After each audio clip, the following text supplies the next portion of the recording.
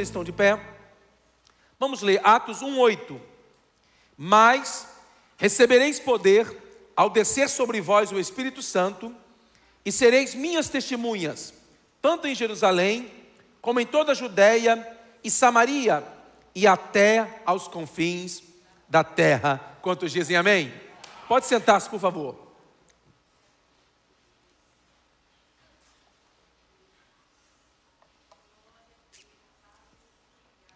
Hoje eu quero falar sobre o batismo com o Espírito Santo. Falei no primeiro culto, quero falar para vocês sobre o batismo com o Espírito Santo. Quando lemos a Bíblia, nós vemos pelo menos 3 tipos de batismo no Novo Testamento com relação à vida cristã. Primeiro, batismo em Cristo. Repita. Diga em Cristo. Para Cristo e por Cristo. Qual que é o segundo? Qual que é o terceiro? Primeiro e terceiro. Terceiro, segundo e primeiro. Você vai comer já já. Estou fazendo esse exercício que você já vai se alimentar já já. Eu sei que está chegando a hora do almoço. Fica assim mesmo, tá bom? Em Cristo, para Cristo e por Cristo. Pastor, me mostre na Bíblia o batismo em Cristo. Gálatas 3:27. Porque todos quantos fossem batizados em Cristo, de Cristo vos revestistes. 1 Coríntios 12:13. Pois em um só Espírito todos nós fomos batizados em um corpo, quer judeus, quer gregos, quer escravos, quer livres, e a todos nós foi dado beber de um só Espírito. Batismo em Cristo é quando o pecador, pela fé, reconhece a Jesus Cristo como Senhor e Salvador e o confessa. No momento da salvação, ele é batizado em Cristo, ele é inserido no corpo. Esse se chama batismo em Cristo. Ele se torna parte do corpo de Cristo. Então ele é batizado em Cristo. Segundo batismo, para Cristo. Mateus 28:19 diz: Ide, portanto, fazer discípulos de todas as nações, batizando-as em nome do Pai, do Filho e do Espírito Santo. Esse é o batismo nas águas, é o batismo para Cristo. É por isso que nós batizamos em lugar público ou diante dos olhos de outras pessoas. Para quê? Para servir de testemunho público de uma fé confessada, recebida. Esse é o batismo para Cristo. A pessoa está dizendo que a partir daquele momento ele renuncia toda a vida de pecado, toda a vida mundana, para viver uma vida exclusivamente para Deus. Esse é o batismo nas águas. E a palavra batismo no grego é a palavra baptizo, que significa imergir, mergulhar, ok? E o terceiro tipo de batismo é por Cristo. Mateus 3:11 diz assim: Eu vos batizo com água para arrependimento, mas aquele que vem depois de mim é mais poderoso do que eu, cujas sandálias não sou digno de levar. Ele vos batizará com o Espírito Santo e com fogo. Esse é o batismo por Cristo. Cristo é o batizador. O profeta João disse: Ele vos batizará com o Espírito Santo e com fogo. Ele é quem batiza. Então esse é o batismo por Cristo. Então o batismo em Cristo, repita, para Cristo e por Cristo. João foi quem falou no Novo Testamento, na narrativa do Novo Testamento, acerca desse batismo. Ele disse: Eu vos batizo com água, mas depois de mim virá alguém que vocês vão ver o que é bom para a tosse. Ele vos batizará com o Espírito Santo e com fogo. Alguns interpretam de forma errada que aqui são 2 batismos, com o Espírito Santo e com fogo. Alguns interpretam que o batismo com o Espírito Santo é o de Deus e com fogo é o batismo do juízo, por causa do contexto, etc, etc. Mas, irmãos, é só você fazer uma análise gramatical e você vai ver que isso não tem fundamento. Porque se fosse um ou outro, seria: ele vos batizará com o Espírito Santo ou com fogo. Mas o texto não diz ou, o texto diz com o Espírito Santo e com fogo. Ou seja, as duas coisas são a mesma, uma complementa a outra. É apenas uma descrição mais detalhada da forma de batismo. Batismo com o Espírito Santo e com fogo. Ou seja, o fogo, ele é algo que se alastra. É algo que quando ele começa a queimar, não tem como você controlar. Ele pode ser extinguido se alguém jogar água, abafar. Mas se você alimentar aquele fogo, ele vai queimar permanentemente. Nós pentecostais ensinamos o batismo com o Espírito Santo ou no Espírito Santo como uma segunda bênção da vida cristã. A primeira bênção da vida cristã é o novo nascimento. A pessoa nasce de novo, o Espírito Santo, o Pai e o Filho vêm morar no coração, no espírito dessa pessoa. Essa experiência da salvação, a pessoa já está salva, ela já foi vestida com veste de salvação. Agora, o batismo com o Espírito Santo não é para a salvação, mas é um revestimento. Olha a linguagem bíblica. Lucas capítulo 24, versículo 49, Jesus falando com os seus discípulos, ele disse: eis que envio sobre vós a promessa de meu Pai, permanecei, pois, na cidade, até que do alto sejais revestidos de poder. Jesus falou: eu envio sobre vós. E o texto diz que vocês serão revestidos. Revestir é vestir quem já estava vestido. É colocar uma capa por cima de alguém que já estava vestido. É como se eu, estando vestido, pegasse um casaco enorme agora e me revestisse, colocar em cima da minha vestimenta. A pessoa já é salva. Então quem não fala em línguas é salvo, já tem o Espírito, já está cheio do Espírito. O batismo com o Espírito Santo é um revestimento de poder. Jesus disse: descer sobre, ao descer sobre vós, ele está falando de algo externo, algo visível, algo perceptível, algo audível. Então, esse batismo, é por isso que no dia de Pentecostes houve a manifestação das línguas. Por quê?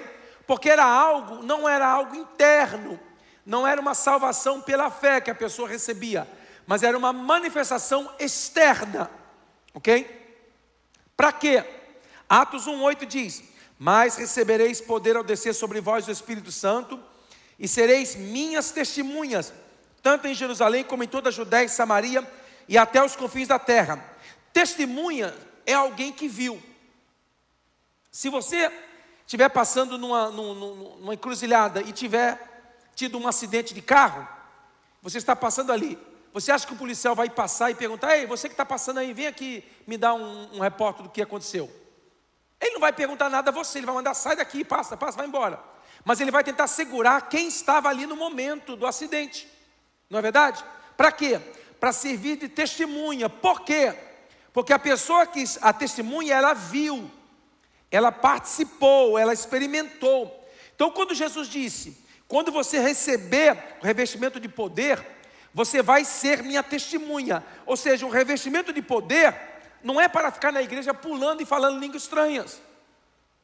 O revestimento de poder é para você propagar o Evangelho, é para você testemunhar o Evangelho. Aí você diz: pastor, mas eu não sei pregar, eu não fiz curso de teologia, eu não sei fazer um esboço. Não é isso que a Bíblia está dizendo. Testemunha é alguém que viu, é alguém que experimentou, é alguém que provou algo. É isso que o texto está dizendo. Você provou, você experimentou algo, então você testemunha, você fale. Porque qual era a Bíblia dos crentes primitivos? Qual era a Bíblia de Pedro e de Paulo? Qual era a Bíblia que eles usavam? O Velho Testamento. Eles não tinham o Novo Testamento ainda. Então eles pregavam usando o Velho Testamento. Você já experimentou pregar, falar de Jesus usando só o Velho Testamento? Tente para você ver. Experimente pregar o Evangelho de Jesus falando só o Velho Testamento? É possível? Claro que é, porque a Bíblia toda é uma só palavra de Deus. Mas eles pregavam e diziam: olha, eu experimentei, eu provei, porque as pessoas podem questionar a nossa teologia, as pessoas podem questionar a interpretação que nós temos da Bíblia, as pessoas podem discordar da nossa visão, da nossa linha de pensamento, mas as pessoas não têm como discordar da minha experiência. Quando você diz, eu vivi, eu experimentei, eu provei, não tem como a pessoa dizer, você não provou não, você não viveu não, você não experimentou não. Não tem como. Por quê? Porque é algo que você experimentou, algo que você viveu, algo que você provou. É por isso que a Bíblia diz, provai e vede que o Senhor é bom. Eu estou com uma bala aqui para me ajudar na minha garganta, e também me ajudar a não ficar tossindo. Você sabe de que gosto é essa bala? Alguém sabe?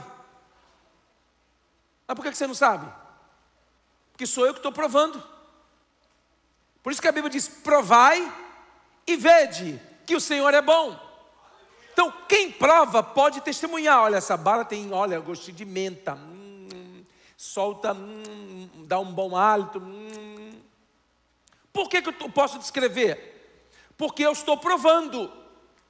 E Jesus está falando, olha, quando você receber esse revestimento, quando descer sobre você, você vai mudar.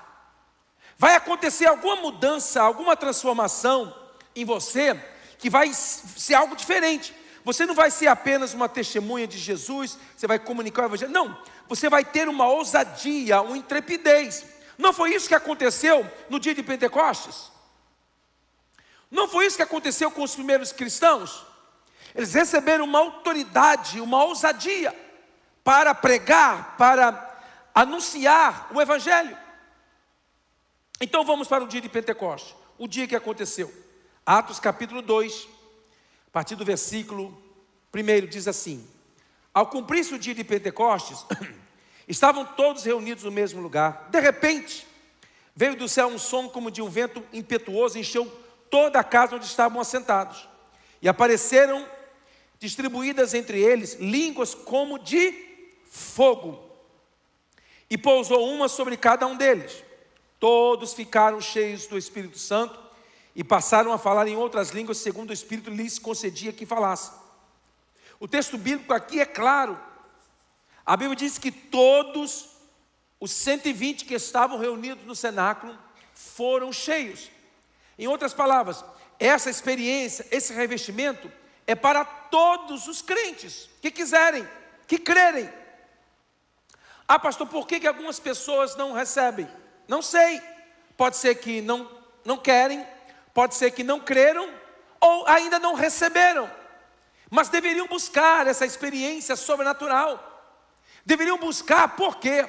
Porque o revestimento de poder nos capacita para fazermos coisas com maior facilidade. Por exemplo, uma pessoa, para eu ilustrar, imagina aqui um tronco de uma árvore, imagina aqui um serrote e uma motosserra. As duas ferramentas cortariam este tronco? Sim ou não? Qual que seria mais rápido? A motosserra. Mas o serrote não corta também? Corta. Então o serrote, você está ali usando a sua sabedoria, o conhecimento que você tem, a graça que você tem, o conhecimento, a palavra. A motosserra é o revestimento de poder.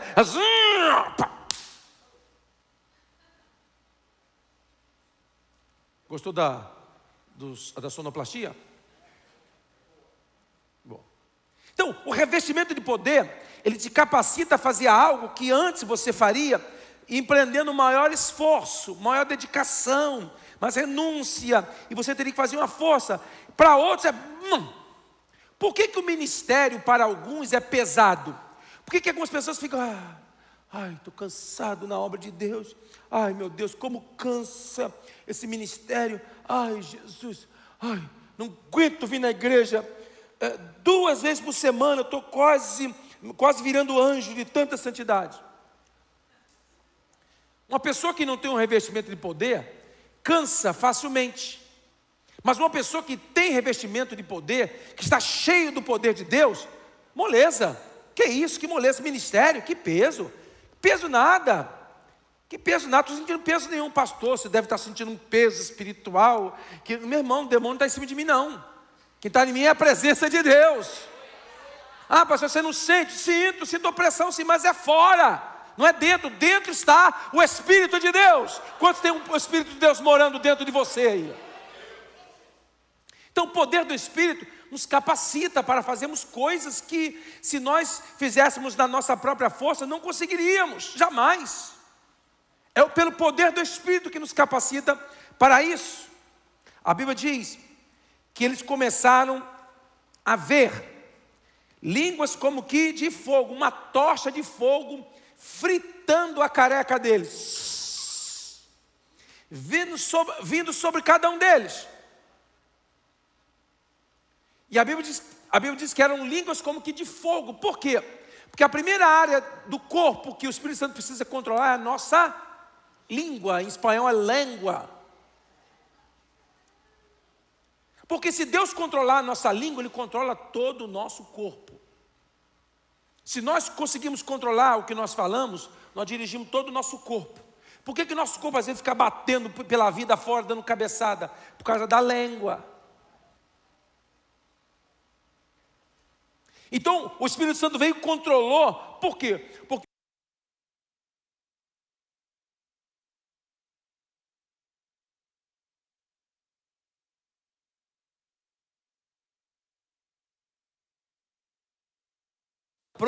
ou na equipe técnica que ela tem, o poder de uma igreja está na boca, quando ela fala.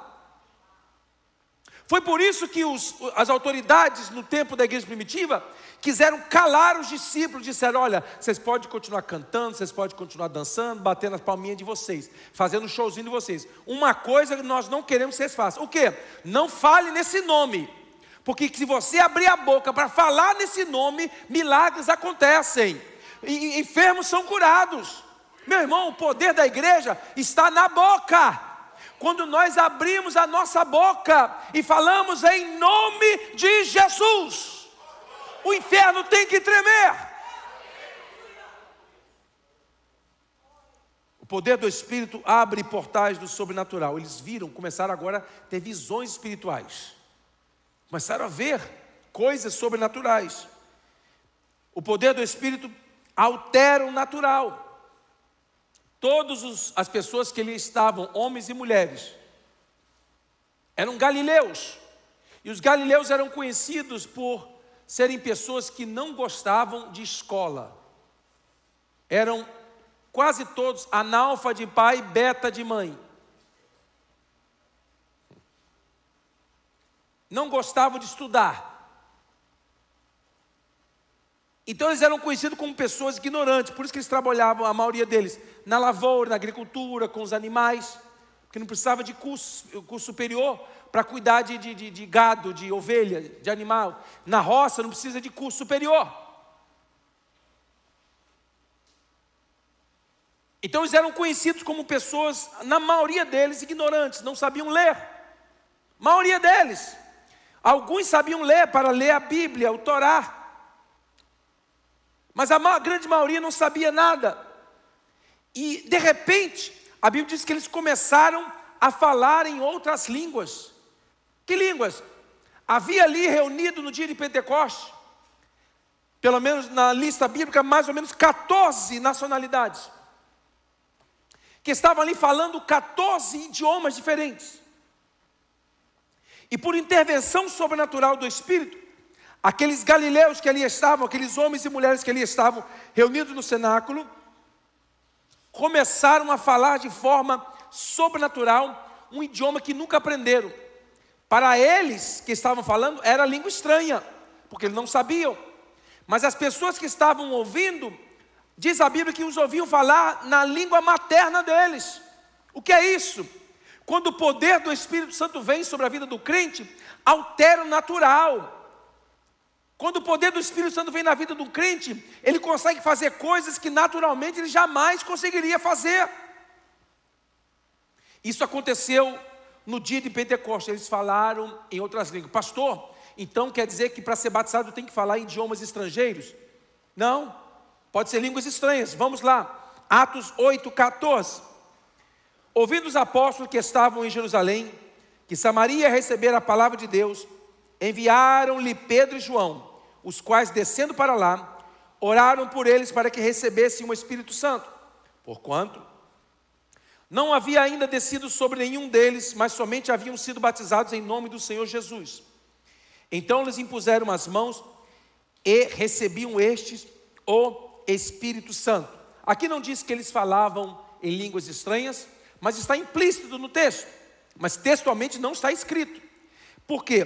Porque isso é chamado de texto paralelo. O que é texto paralelo, pastor? É um texto que está trazendo a mesma narrativa, omitindo alguns detalhes. Então me mostra, pastor, outro texto, Atos 19, versículos 1 ao 7, olha o que diz.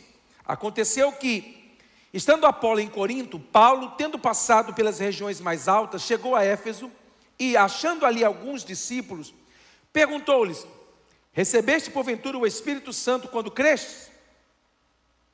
Ao que lhe responderam: pelo contrário, nem mesmo ouvimos que existe o Espírito Santo. Então Paulo perguntou: em que pois fostes batizados?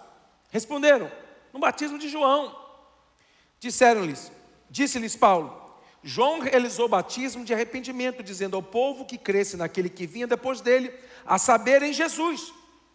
Eles, tendo ouvido isso, foram batizados em nome do Senhor Jesus.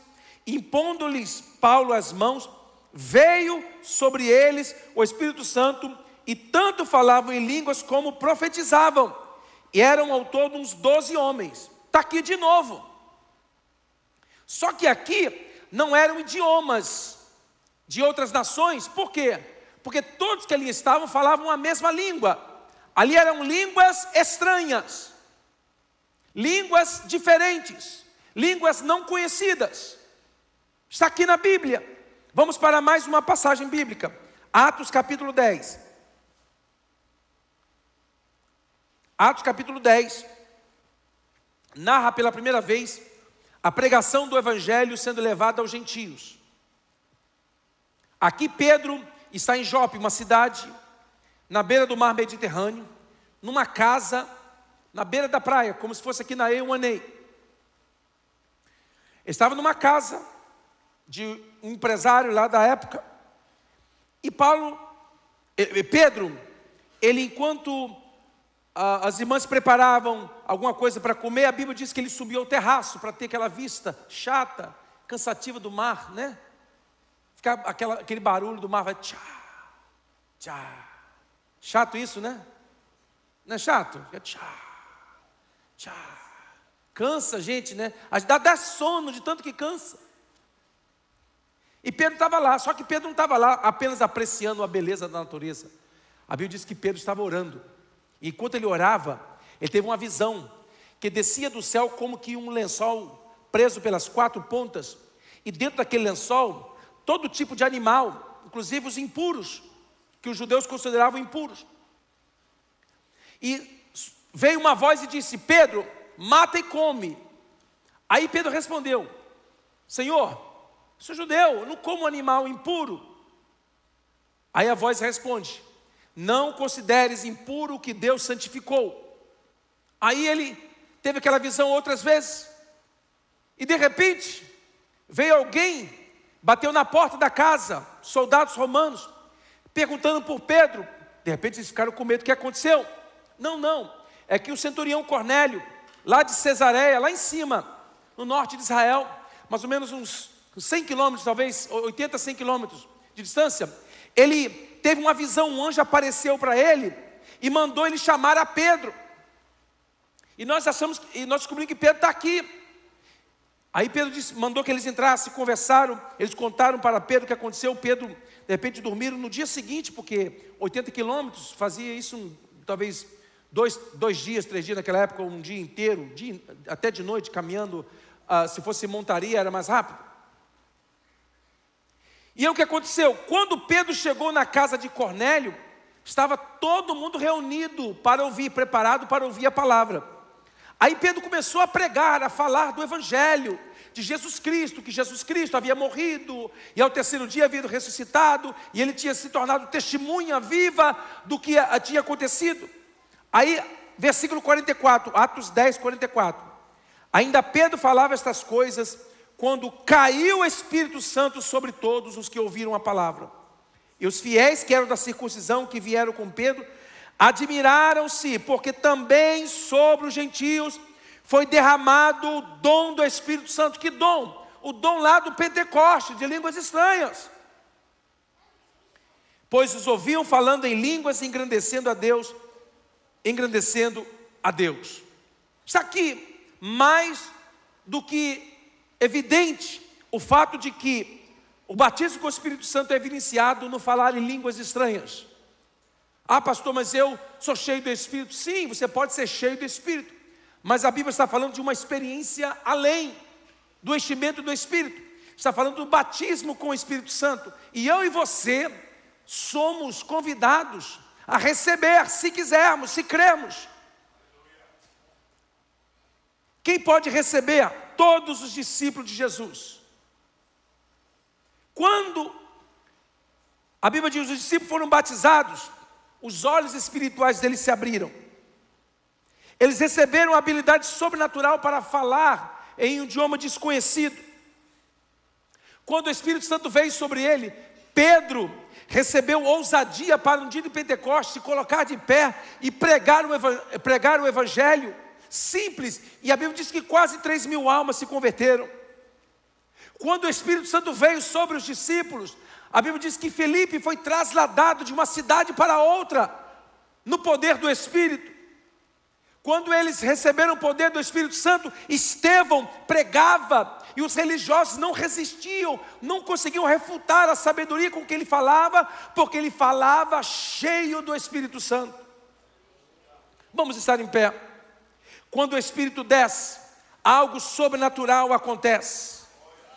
Quando o Espírito desce, aquilo que é natural se torna sobrenatural. Quando o Espírito Santo desce, coisas extraordinárias acontecem. Quando o Espírito Santo desce, não precisa fazer força, não precisa manipular as pessoas, não precisa colocar música rápida, não precisa ficar colocando hino de fogo, não precisa. Quando o Espírito Santo desce, ele toma conta. Aí você pode colocar a música que for, não importa, lenta ou rápida, porque quando o Espírito toma conta do ambiente, a atmosfera muda. Quando o Espírito Santo desce, o coração ferve, a alma se alegra, o espírito estremece. Quando o Espírito Santo desce, as pessoas são mudadas, no momento, instantaneamente. Crentes que eram pacatos, tímidos, distantes, problemáticos, ansiosos, preocupados, desconfiados, se tornam crentes ousados, se tornam crentes poderosos. Crentes que eram indiferentes, crentes que simplesmente cumpriam a obrigação religiosa, quando o Espírito Santo desce, eles são revestidos de poder, eles se sentem com ousadia, com autoridade, para empreender, para fazer, para realizar milagres. É isso que o poder do Espírito Santo traz na vida do crente. A Bíblia diz que em Atos 8, havia grande alegria na cidade de Samaria. Por quê? Porque Felipe, cheio do Espírito Santo, pregava na unção de Deus, e o Espírito Santo compungia o coração das pessoas, e as pessoas sentiam como que apunhalados no seu coração, e diziam: o que faremos nós, irmãos? O que eu tenho que fazer? Era o poder do Espírito convencendo as pessoas, mudando os corações, transformando os corações. A Bíblia diz que Felipe curava enfermos, operava sinais, prodígios e maravilhas, libertava muitas pessoas, eram libertas. Por quê? Porque o poder do Espírito, quando vem sobre a igreja, capacita a igreja para fazer a sua obra de uma forma mais dinâmica, de uma forma mais eficaz. Ah, pastor, mas eu não aprendi assim. Eu aprendi que não pode falar. Não tem problema, se você quer ficar nesse padrão que você aprendeu, não tem problema, você já é salvo. Você já foi batizado em Cristo. Você já foi batizado em que você já recebeu o dom do Espírito. Você já é salvo. Mas eu não estou falando desse batismo, estou falando de um revestimento de poder, que nós como igreja precisamos mais do que nunca. Precisamos de crente cheio do Espírito. Precisamos de crente cheio da virtude de Deus.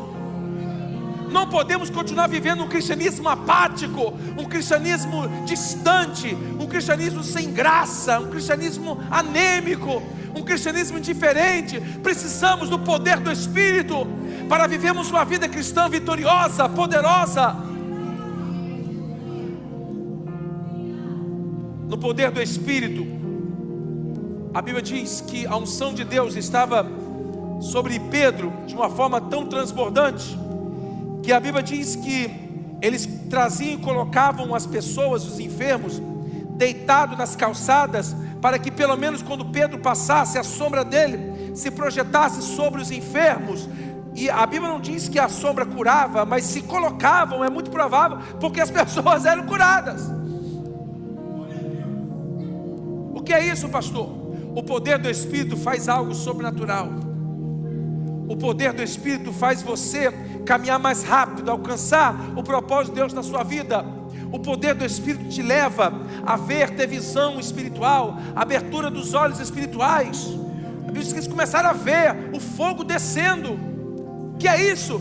O poder do Espírito nos capacita, nos reveste para realizarmos a obra do Senhor. E nesse tempo do fim, mais do que nunca, nós igreja precisamos do poder do Espírito. Precisamos do poder do Espírito para realizarmos a obra do Senhor.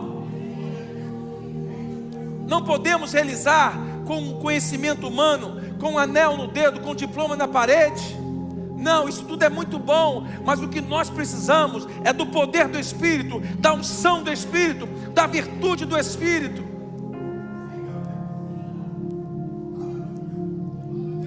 O Senhor batiza os crentes com o Espírito Santo, marcando a inauguração da igreja.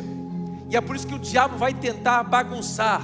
O diabo, ele tentou de fora, não conseguiu. O que ele fez? Veio para dentro da igreja, colocou um terno e uma gravata, virou teólogo e começou a explicar que não pode isso, não pode aquilo, não pode exageros, não pode gritar, não pode pular, não pode fazer aquilo outro, não pode. E começaram a extinguir o Espírito. E o Espírito é como fogo, ele pode ser extinguido, você pode apagar. Mas aqui na aba, nós não iremos extinguir o Espírito. Você tem a liberdade de glorificar a Deus.